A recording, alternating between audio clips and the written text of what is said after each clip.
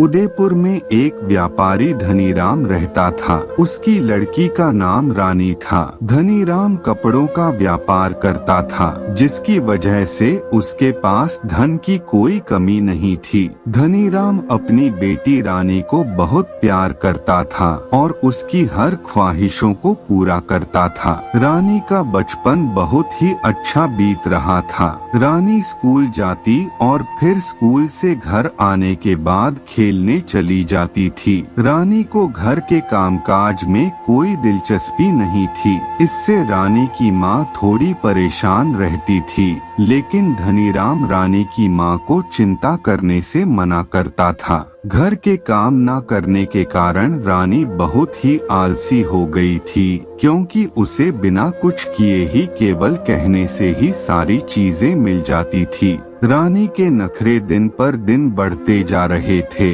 वह अपने छोटे से छोटे काम अपने माँ से कराती थी। रानी पढ़ाई में भी कुछ खास अच्छी नहीं थी, जिसके कारण उसके टीचर हमेशा ही उसकी कंप्लेन करते थे। लेकिन व्यापारी की बेटी होने की वजह से रानी को इन सब चीजों की कोई परवाह नहीं थी। रानी को यह बात पता था कि वह कुछ भी कर ले, उसके पिता उसे कुछ नहीं कहेंगे। रानी के पिता धनीराम ने अपनी बेटी को पूरी तरह से बिगाड़ दिया था। खेलते कूदते हुए रानी का लड़कपन भी खत्म हो गया और वह एक जवान लड़की बन गई। लड़की जवान हो जाने पर माँ बाप को उसके शादी की चिंता होती है, और यही चिंता धनीराम और उनकी पत्नी को भी होने लगा था। धनीराम की पत्नी को इस बात की चिंता थी कि इस लड़की को कौन से लड़का ब्याह कर ले जाएगा, क्योंकि धनीराम की पत्नी को रानी के बारे में सब कुछ मालूम था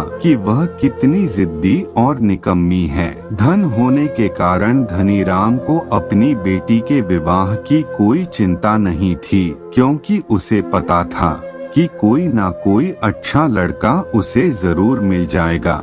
और ऐसा हुआ भी। रानी की शादी उदयपुर के ही एक सुंदर सुशील नौजवान से कर दी गई। रानी के पति का नाम सूरज था। सूरज एक खानदानी रजवाड़ों की परिवार का लड़का था। सूरज से शादी में जाने के बाद रानी उसके साथ उसके घर चली जाती हैं।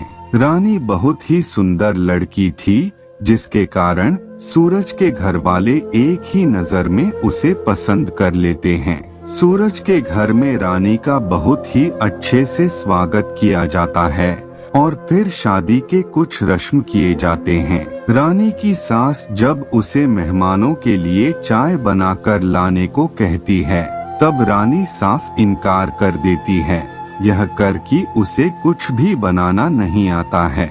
रानी कहती है कि उसने अपने जीवन में कभी रसोई में पैर नहीं रखा है।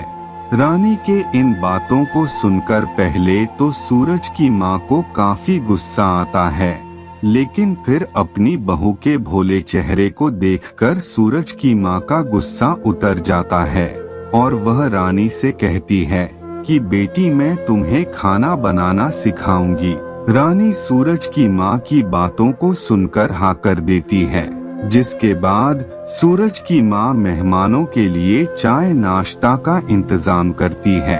ऐसे ही दिन बीतने लगते हैं, लेकिन रानी घर के कामकाज में कोई रुचि नहीं लेती है। वह दिन भर अपने कमरे में पड़ी रहती है और मोबाइल चलाती है। अब सूरज की माँ को भी यह एहसास हो गया था कि रानी सिर्फ चेहरे से ही सुंदर है। आगे की कहानी सुनने के लिए भाग 2 देखें।